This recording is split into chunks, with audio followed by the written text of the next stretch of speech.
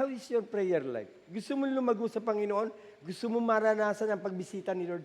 Kamusta na ang buhay panalangin? And then pangalawa, how do you pray? Papaano ka nananalangin? Ang panalangin ay hininga ng ating buhay. Ang salita ng Diyos ay pagkain ng ating spiritual.